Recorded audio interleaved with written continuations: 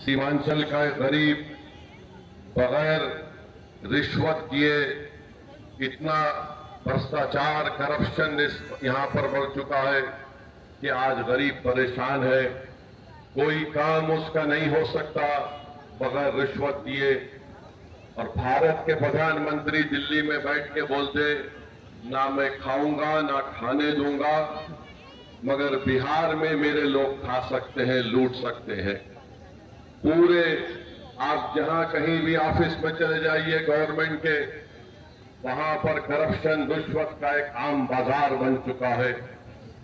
मालूम हो रहा है कि जेडीयू के बड़े बड़े नेता 200 करोड़ की जमीन खरीद रहे हैं और उसका नहीं है उनके पास। तो मेरे अजीज दोस्तों और बुजुर्गों, भ्रष्टाचार को करप्शन के खात्मे के लिए और सीमांचल की इंसाफ की लड़ाई जो आप और हमने मिलकर शुरू की थी, इसको हमको लेकर आगे बढ़ना है। अख्तरुल ईमान साहब ने अपनी तरफ से कोशिश की कि हम यही चाहते थे कि मजलिस से इत्तेहाद हो जाए, मगर गठबंधन के लोग क्या फैसला करेंगे वो उन्हीं को मालूम।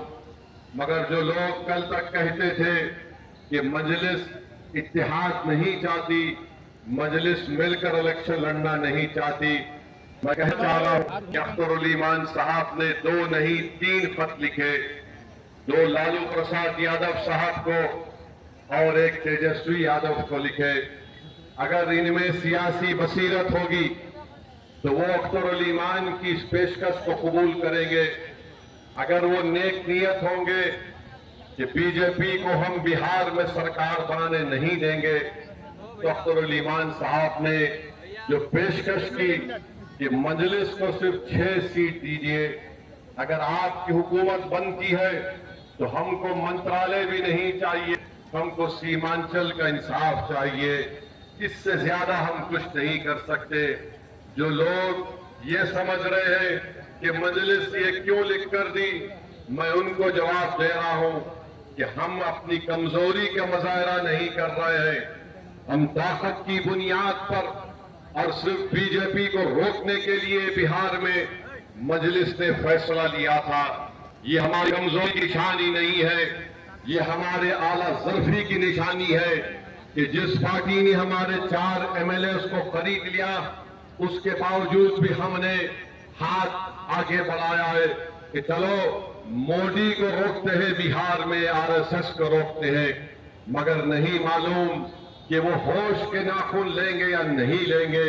मगर मैं आपको बताना चाह रहा हूं कि मोदी की हुकूमत ने जो वक्फ के ताल्लुक से तरमीमी कानून बनाया, उस कानून को बनाने का मकसद एक ही है कि बिहार में मस्जिदों को आपसे छीन लिया जाए, बिहार में ईदगाह की जमीन को मुसलमानों से छीन लिया जाए, बिहार में खानखाहों को वीरान कर दिया जाए, बिहार में वो जो दरगाहें हैं जो प्रोटेक्टेड मॉन्यूमेंट के नाम पर 200-300 साल से आबाद है, उसका मालिक अब वक्फ बोर्ड नहीं, उसका मालिक आर्कियोलॉजिकल सर्वे ऑफ इंडिया सारे कदीमा बन चुका है।